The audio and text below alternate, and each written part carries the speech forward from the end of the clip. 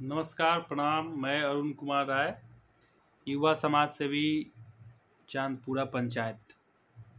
आज मैं आप लोगों के सामने कुछ महत्वपूर्ण जानकारी और ध्यान आकर्षण करने के लिए मल्टीमीडिया के माध्यम से कुछ बातें हैं जो मैं आप लोगों से कहने आया हूं। और मार्च महीना ख़त्म हुआ है और अप्रैल महीना चालू हुआ है, यानी शिक्षा के क्षेत्र में बदलाव होता है। यानी मार्च के बाद में सभी बच्चियां अपना जो क्लास है मार्च में एग्ज़ाम देने के बाद में नए क्लास में प्रवेश कर जाते हैं। मैं आप लोगों के सामने कुछ ऐसा मुद्दा लेके आया हूं जो कि हम सभी अभिभावक गण को एक बहुत ही गंभीर विषय है। इसको मैं इसलिए आप लोगों से बात करने के लिए इसलिए आया हूं कि प्राइवेट स्कूल में हम लोगों का बच्चियां पढ़ते हैं,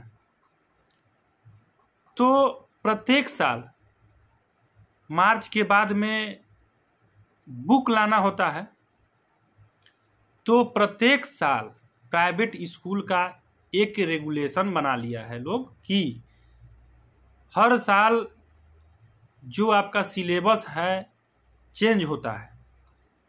तो उसमें चेंज होने के लिए ऐसा नहीं है कि जो प्रथम क्लास में बच्चा पढ़ता है वह दूसरा क्लास में जाएगा, तो प्रथम क्लास का जो बुक है वह प्रथम क्लास में जो दूसरा बच्चा जाएगा उसके लिए योग्य होगा, नहीं होगा।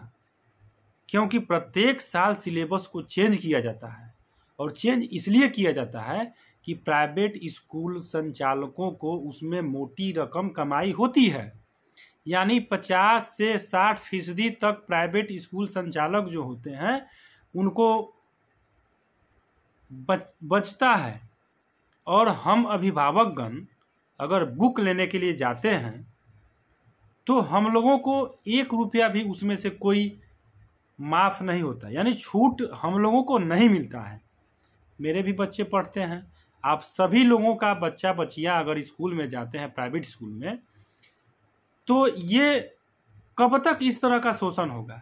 इस पर मैं छपरा जिला के जिलाधिकारी महोदय से हाथ जोड़कर आग्रह करता हूं, और बिहार सरकार से भी आग्रह करूंगा कि कम से कम शिक्षा के क्षेत्र में जो बच्चे प्राइवेट स्कूल में पढ़ते हैं उनके लिए कोई ना कोई नियम बनाना चाहिए कि मनमानी रकम और मनमाने तरीके से सिलेबस को चेंज करने के लिए यह नियम बिल्कुल गलत है। एक सरकारी स्कूल जिस तरह से चलता है तो उसमें सिलेबस जो होते हैं पूरे बिहार भर में वही सिलेबस होता है, लेकिन प्राइवेट स्कूल में जब जिस स्कूल में जाइएगा उस स्कूल का अलग बुक होता है।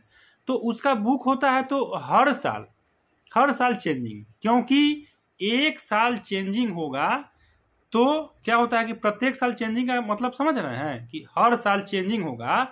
तो ये जो छूटा हुआ जो पिछला क्लास का किताब है वो किसी दूसरे लड़का को उपयोग में नहीं आएगा, वो आने वाला नहीं है। क्योंकि जो पहला क्लास में पढ़ा वो दूसरा क्लास में जाएगा, जो पहला क्लास का जो सिलेबस है वह चेंज हो गया, वो किसी के लायक नहीं रहा। फिर दूसरा क्लास में जाएगा, दूसरा से तीसरा में, चौथा में, पांचवा में, छठा में, जितने बार क्लास चेंज करेगा उसका सिलेबस उसी तरह से चेंज होते चला जाएगा। तो सेकेंड हैंड जो किताब होता है वो बिक नहीं पाता है। वो क्या होता है कि 1 साल पढ़ने के बाद में उसका वैल्यू ख़त्म, और फिर हम लोग नया सिरे से नया किताब लाएंगे। तो नया किताब लाने में मेरा एक बच्चा है जो 5 क्लास में गया है, उसका 5 क्लास का बुक 3120 रुपये का है। रेट चार्ट मुझे मिला है, उसमें बताइए कि हम लोगों को 150 रुपया भी अगर कम करने के लिए अगर कहेंगे तो नहीं होता है।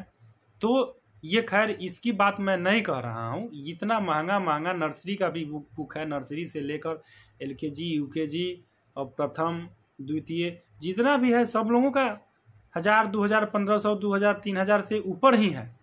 तो मेरे कहने का मतलब ये नहीं है, मैं सभी अभिभावक गणों से अपील करता हूं कि कृपया इस पे ध्यान करें और इसके लिए आवाज़ को आगे बढ़ाएं और सपोर्ट करें। अगर मैं ये गलत मुद्दा नहीं उठाया हूँ, ये सारे अभिभावकों की समस्या है, बिहार भर के जितने भी गार्जियन हैं उन सभी का समस्या है। ये मेरा समस्या नहीं है, मैं इस पे सिर्फ फोकस करना चाहता हूँ, इसके लिए मैं आप लोगों के सामने आया हूँ, इसको फोकस कर रहा हूँ।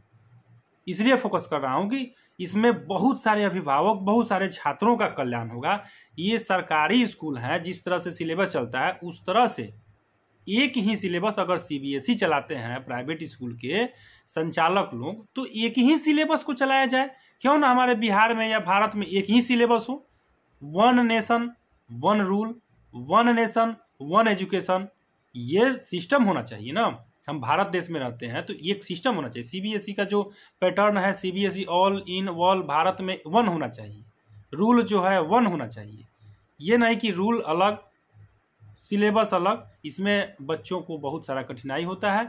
मैं इसलिए आप लोगों को सामने आया हूं कि पुनः ध्यान उसी पर केंद्रित कराना चाह रहा हूं कि आप लोग कृपया करके इस बात को समझें और इसकी जो आप लोग समझ रहे हैं तो स्कूल संचालक से कहिए, या मैं सभी शासन प्रशासन और बिहार के माननीय शिक्षा मंत्री, माननीय मुख्यमंत्री, हमारे जिला के माननीय जिलाधिकारी महोदय, मैं आप लोगों से अपील करना चाहता हूं कि प्लीज़ इस पे अंकुश लगाया जाए और जो सिलेबस को बार बार चेंज किया जाता है इसको कम से कम रोका जाए, ताकि हम सब अभिभावकगण को कुछ बचे।